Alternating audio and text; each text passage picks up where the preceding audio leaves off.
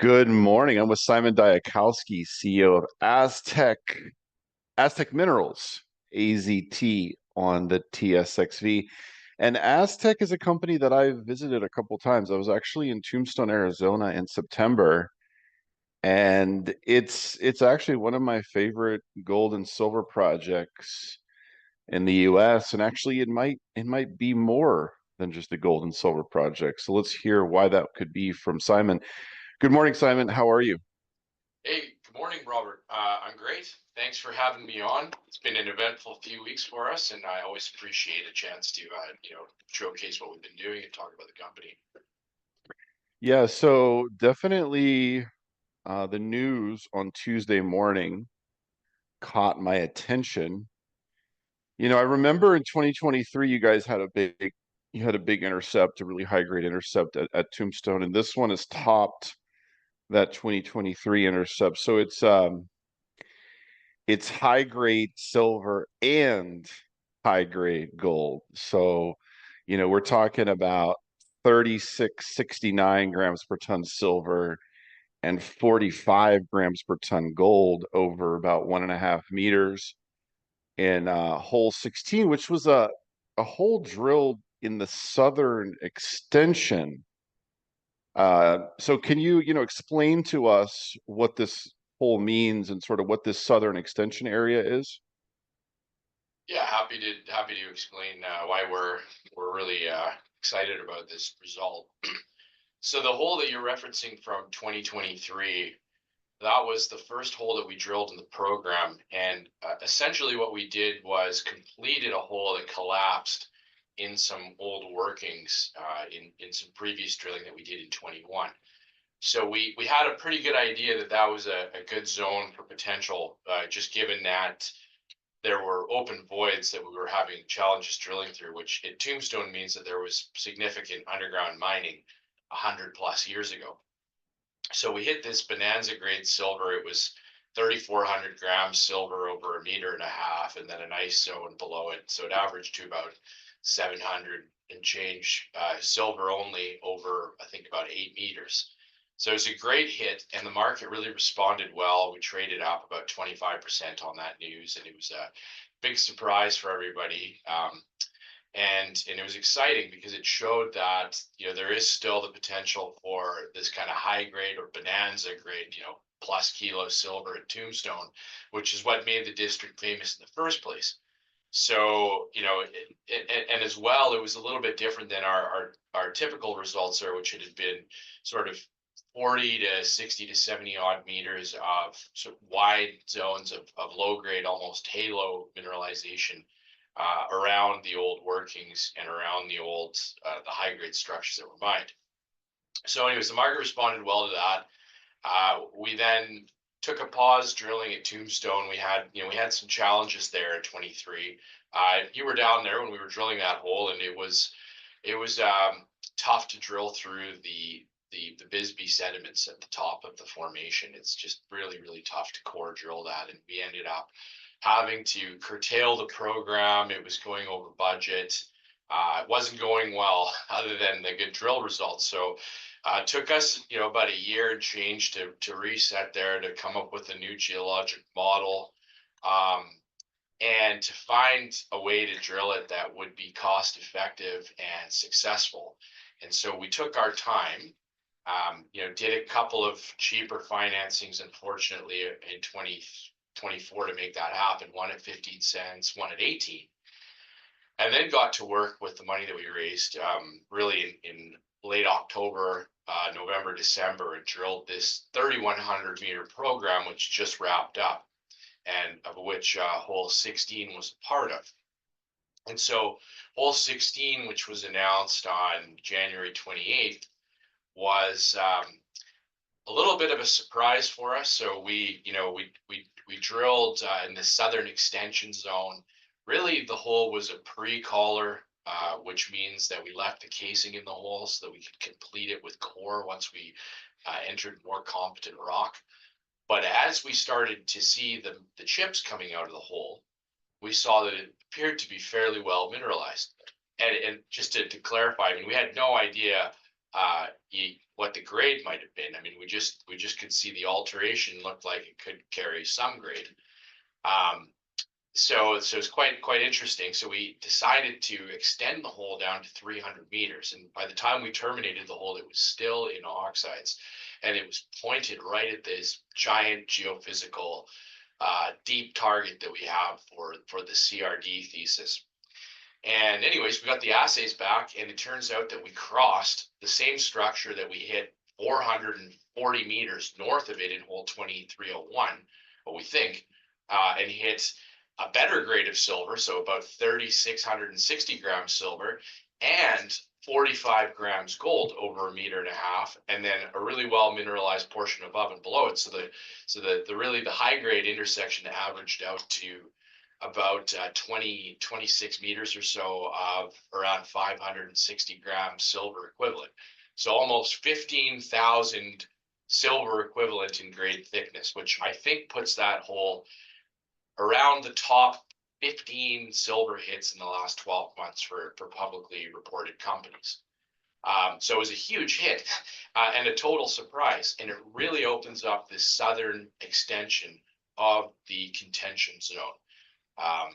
So, that's kind of the history of that drill hole. A bit of a surprise and a very happy surprise at that. So hole 16, I guess around 80 to 100 meters down hole, it tagged into 67 meters of 230 grams per ton silver, equivalent. I mean, that's the really high grade portion. That includes the 1.5 meters of whatever 7,000 plus grams per ton silver equivalent. I mean, that's really exceptional. And it's not just a 1 meter, interval. You've got grade that is potentially mineable grade for a pretty good interval there in hole 16. So that really impresses me. And then to hear you say that it's potentially the same structure that was intersected in hole 2301, 440 meters north, that is very exciting to me. So I see the hole was drilled to a total of 264 meters, it looks like. So that's the pre-caller getting ready for the core rig to come in and drill, this anomaly at depth. So I kind of want to follow up in two different areas. So I guess let's start first with the southern extension area. How much work has been done in this southern extension to the main open pit, and what's the plan to follow up on hole 2416? Yeah, look, great question. And the short answer is we haven't done enough work there. Obviously, we did focus on the main zone initially. I mean, we did want to grid drill that. Uh, you know, Obviously, when you I don't want to downplay the grades that we hit up north because they were exceptional. I mean, there's something like 10 drill holes that are over 100 gold equivalent grade thickness. So obviously, when you're drilling into structures like that, you keep going until you find the limits. And we have not yet found the limits.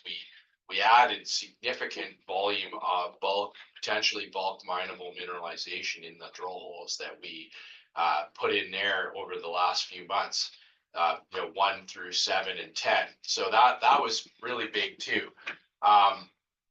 As it relates to the southern extension, I mean, we had a number of targets there that we wanted to drill, but we ran out of season and budget and everything. Unfortunately, you have to prioritize.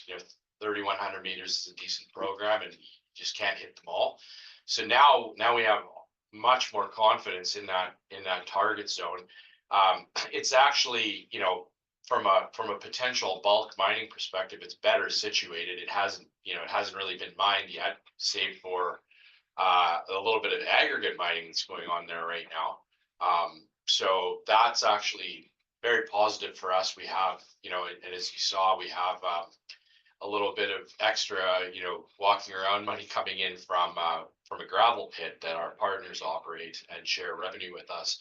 So that's almost pretty stripping on top of where we made this high grade silver and gold intersection. So I can't tell you exactly how many holes we want to put into the southern extension right now, but a bunch for sure. And the west side target area, um, you know, that I'd like to see a lot of drilling too. You'll notice if you look at the plan map of where we drilled, we didn't actually cross any of the dikes, and that's where the grade is carried in the rest of the system. We were testing the model at the anticlines, but this is more akin to kind of a needle in the haystack style drilling. So, the key learning for us from those holes, 13, 14, 15, etc., is it needs a little bit more of a drilling density. What it did do for us is it did confirm some of the locations of the anticlines, but some of the stopes that we thought we would be hitting, we didn't hit. So it's leading to a little bit of a model adjustment. And you're always going to have that when you're working with data that's paper based and 100+ years old. It's really an approximation at best when you put it into modern software. So we didn't hit the screaming high grade in the holes that we drilled in the west side zone, but it hasn't like at all been diminished in our priority list. There still is a mine plan from 1981 to push the northern pit wall out, 500 meters towards the west side, and there was a good reason for that. Hole 13, which hit about 80 meters of just under 50 grams silver equivalent, is an indication of that. That's a bulk mineable grade. And for those that haven't delved into the nitty gritty of our news releases, I should note that most of the silver is hosted in a mineral called cerargyrite, which has much better leach recoveries than your typical open pit gold silver heap leach mine. It's a very fortunate occurrence at Tombstone, and that's where the silver is hosted. So, roughly speaking, on the next drill program, you will see a lot of emphasis on the southern extension and on the west side area.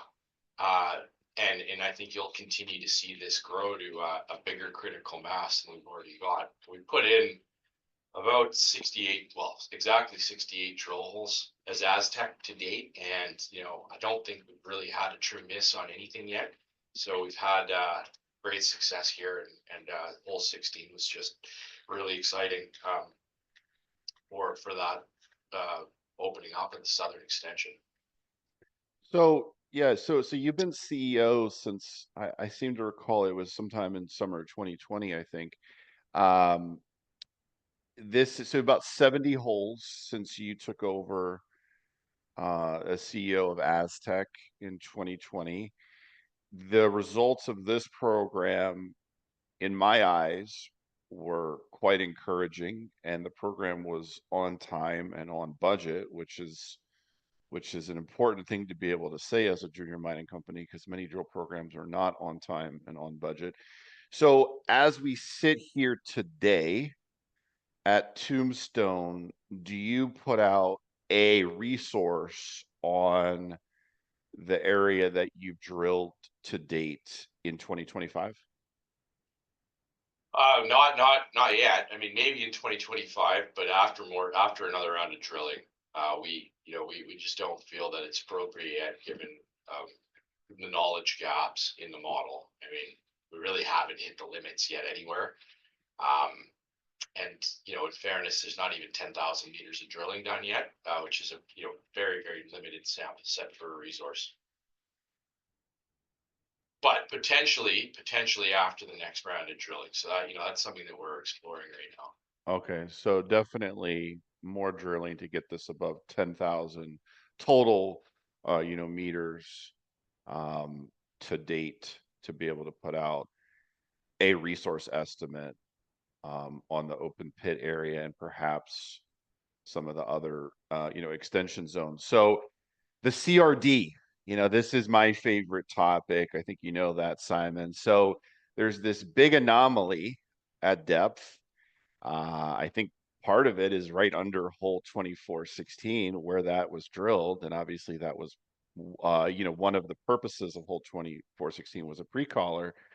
So the CRD, I mean, it's interesting because it's the right stratigraphic, sequence there at depth.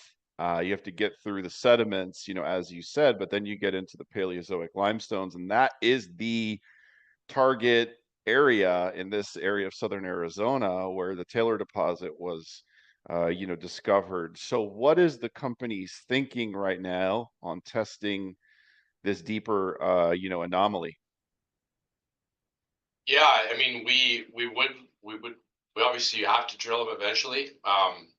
The thinking right now is, we've got to continue to drill off the gold silver zone. I mean, it's uh it's not very often that you encounter grades like that in these kind of environments. I mean, there's a lot of good projects out there that have, sometimes higher valuations than us, with smaller and lower grade projects. So we do have the two pre-callers down, and we want to give it a fair test. So is it 2 holes? Is it 4? I mean, that's a discussion that we're having over the next few months. We do have to model up everything that we found. You got to study the relationships between the various elements in the drill holes. And we've been reporting gold and silver, but there's obviously a whole suite of data that comes back with every sample that's analyzed. So, you know, hole 16 obviously looks like a good one to start with for extending and testing at depth, but we wouldn't want to just drill one. Especially with the cost of mobilization and getting a program underway. So I think we'll have a lot more to talk about the CRD model and the justification for pursuing it over the next month or so. We have studied it a lot, and there will be some public disclosure on it. But I can't sit here in an interview today in late January and commit to drilling, 2 or 4 holes. But I would think that, it's certainly a potential in the next drill program to at least start to test this theory a little bit. It would be a real shame, if we only drilled 2 holes and just missed it, right? That's something that we're worried about, right? We don't want to not give ourselves a fair shake at this, because obviously if we hit something meaningful at depth, it would be a massive win for everybody involved. Yeah, and I understand that thinking. I follow a few other companies who are having similar conversations about deeper targets, because I think you have to drill at least 2 holes to give it even a small shot. And really, with a target that could be this big, probably 4 holes is putting the odds more in your favor. And yeah, you make a good point, because if you just drill two, and for whatever reason you don't get lucky and you miss, but it's still down there, if you only drill two and they miss, you sterilize the target, right? So you kind of, in some ways, you kind of need to say, okay, we're definitely going to drill 3 or 4. We've got the budget for it.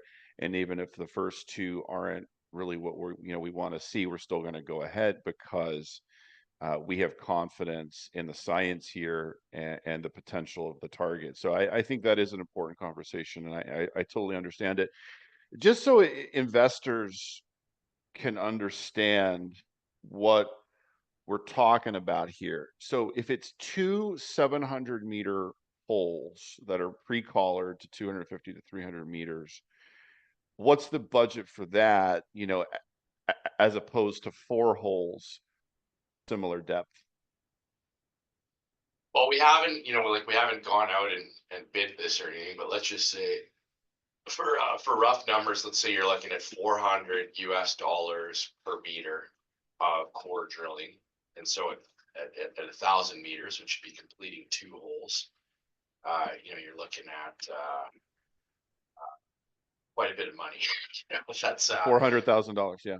yeah. Well, Canadian dollars, right? We have to convert it back. So, 560, yeah. 750, right? So those are, Okay. I'm just doing the math here on the FX on my Excel sheet, but it's a lot of money. $375,000 just to complete each hole. So I think that is something that the market should be aware of. And obviously, if you're spending that money, you're going to be promoting it, and I just think that the shallow gold silver system, just the ounces there, and remember, this is on private land in a past producing open pit behind town that is starving for some sort of activity, economic activity, where the mayor was the open pit heap leach mine manager, 35 years ago.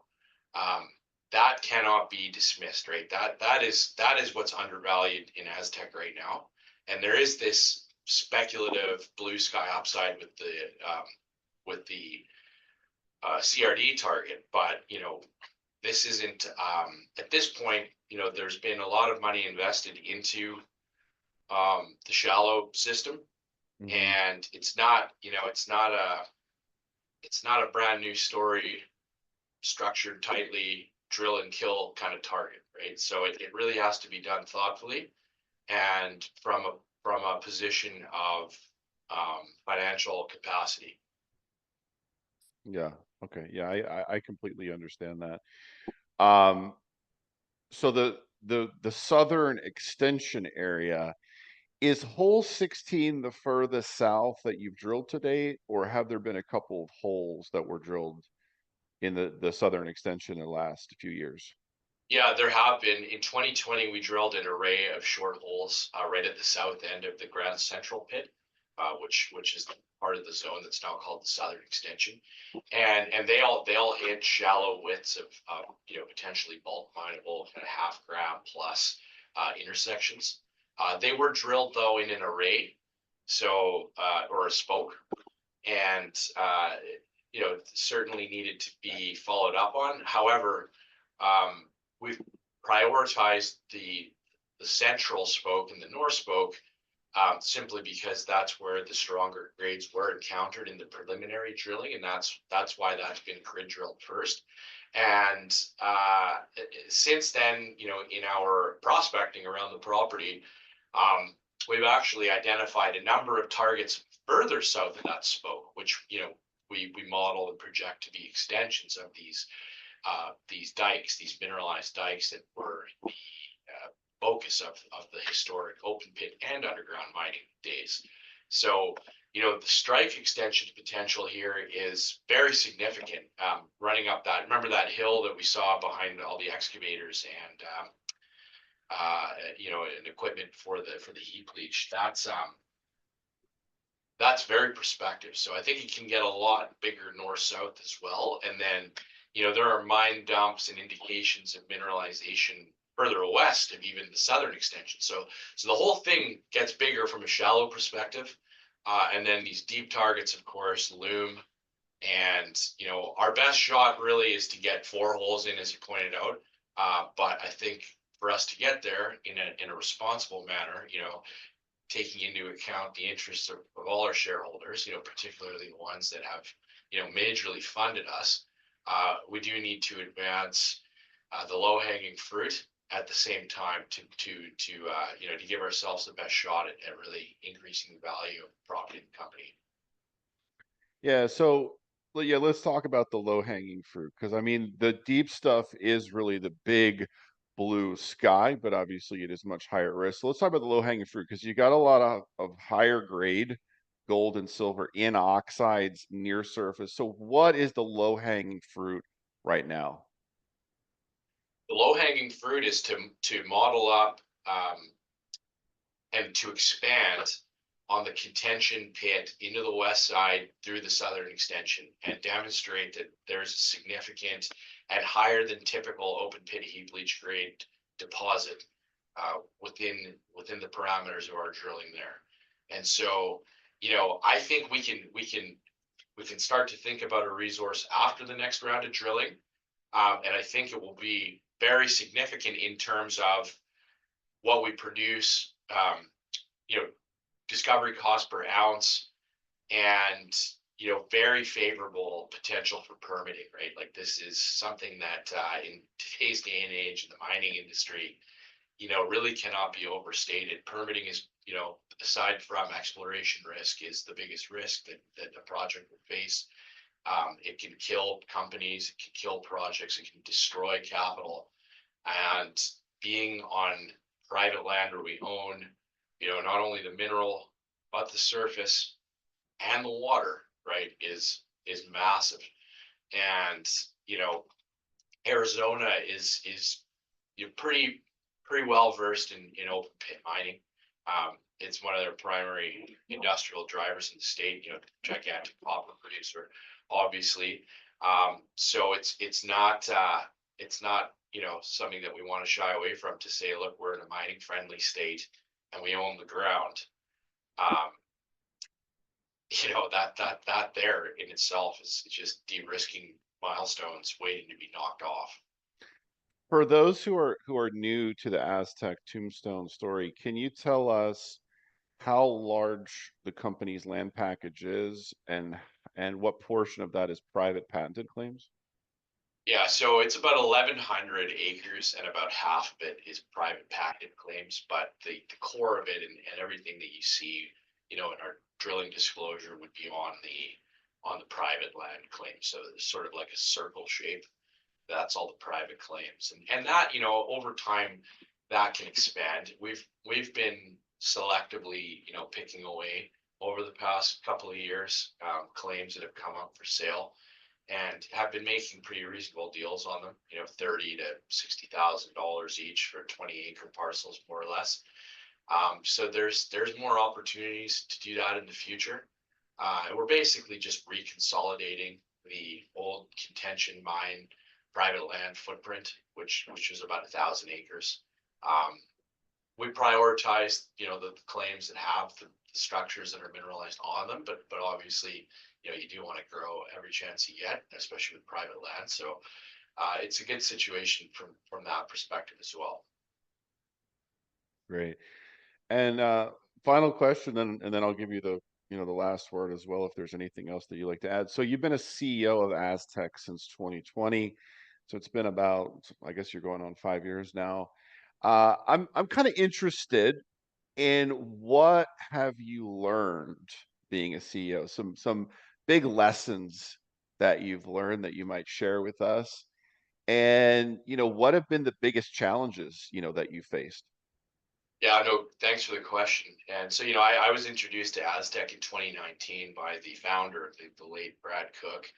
And, he had taken the company public in 2017 with a different management group.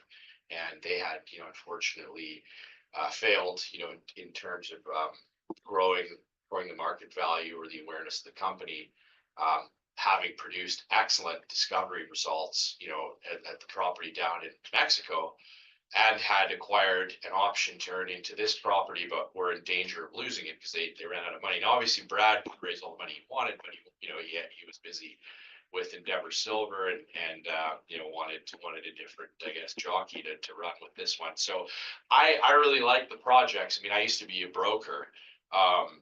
When I started my career, and I worked in at a mining focused investment bank when I got out of college, and I always really understood and liked these open pit heap leach gold targets because of the potential cash flow economics of them, with typically with low capex and low opex costs. So to me, the leverage to the gold price with these kind of projects really resonated, right? That they have, to me, they hold multiples of re-rating potential when the generalist investor wants to get exposure to the gold price. And there's evidence of that over the last 30 years. So I like the projects, and I like the opportunity. So I came into the role in 2020, and typically it's not a great idea to get involved in something that you're not a founder in, because you're dealing with stock that other people got for free. So in terms of the learning, I had to do a mental calculation, right? Do I want to get involved in this knowing that, I don't have any seed stock? I'm gonna have to buy my position with cash, and I'm going to be fighting, tired shareholders that were promised something different, 3-4 years ago. But given the quality of the assets and the opportunity to work with people of this caliber, it was a no-brainer for me. So, I took that on, and that's maybe been the biggest, I don't know what the biggest learning, but it's the biggest sort of trade-off really is coming into something, that had a warrant attached to the IPO, and just, people that want to sell. They just want to sell the stock because they've been in it for too long. But that totally got outweighed by the quality of the asset. So what I mean by this is the results that we've been drilling at both of our projects, had they been in fresh companies in 2020, would have justified, I think, under the right circumstances, with the right audience and the right structure, massively higher valuations, right?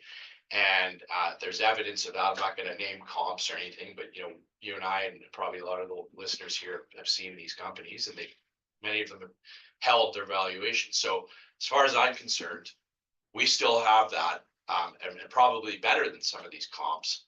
However, we have a different structure. So there's really nothing you can do about that. If you want to be involved in the mining sector for good assets, and you have a macro view, and you have an opportunity to get involved in Tombstone and Cervantes, right? Post discovery, fairly significant already ore bodies or potential ore bodies taking shape. You kind of have to do it. So that's been the biggest frustration, I guess. It's just never getting the market recognition. But we have been able to raise money in fairness. Over $10 million.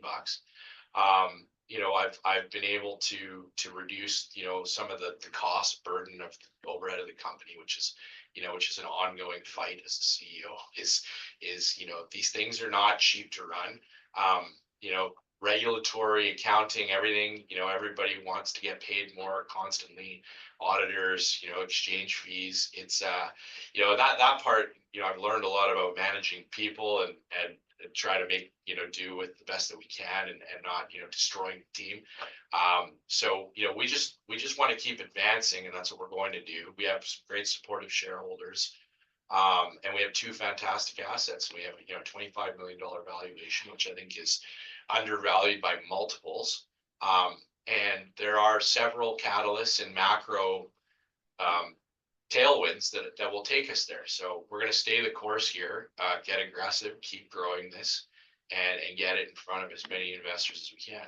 Yeah, it's interesting that you say that, and thanks for the vulnerability there, explaining, how the deal came together and how you became CEO, and sort of the things that you weighed, the pros and cons. But now that you mention it, Simon, so it's like 25 million market cap on the TSX-V. And I know we can't emphatically state numbers because there's no resource, but you know, the comps on slide 6 of your presentation sort of give some good comparable companies and projects. And when we think about near surface gold and silver in oxides on private patented ground in southern Arizona, in an open pit type of mining operation, potentially, you usually get a premium for those kinds of assets because the capex numbers are smaller when it's open pit, near surface, in oxides, and you can heap leach it. Obviously, you need to do more work to really show that, and maybe do a PEA at some point, or a pre-feasibility study. But that's the blue sky that shareholders have. Like, that's the path to a re-rate to a higher valuation. And I think that you're a lot closer to that today than you've ever been. I guess, my final question is, I did a study, recently, of junior mining financings from 2024. I posted on my Substack yesterday, and just some things I learned from just going through the results of the financings and how companies performed is, like, obviously, if the insiders participate in the financing, it raises the odds for the shareholders who participate in the financing that they'll do better. And then if there's not a full warrant, or there's not any warrants at all, that also puts the odds more in the favor of shareholders. And there's a few other things as well, but I think those are the two big ones. So how close is Aztec to doing a no warrant financing? And have you participated in all the financings so far? Great question. So first part, how close are we to a no warrant financing? Uh, we're not working on a financing right now, so I haven't really solicited any sort of terms from anybody, so couldn't really comment on that. Although we did do one 2 years ago, which was fantastic. We did in 23, we did a 25-cent no warrant financing, which was awesome. And then in terms of insider participation, yes, I have participated in every financing that Aztec has done since I joined the company. So that's an easy answer there. All right. Yeah. So yeah, I think that speaks volumes. You've got a lot of skin in the game. You bought all your stock either on the market or through private placement financings that the company carried out. Not many CEOs in the sector can say the Actually, just same. sorry to cut you off. I just bought some stock when we started the interview, and I filed my SETI, so it's a little. That's why I was looking at my other screen. All right, Simon, thanks for this update. I really appreciate it. And until next time, cheers. Thank you. Bye.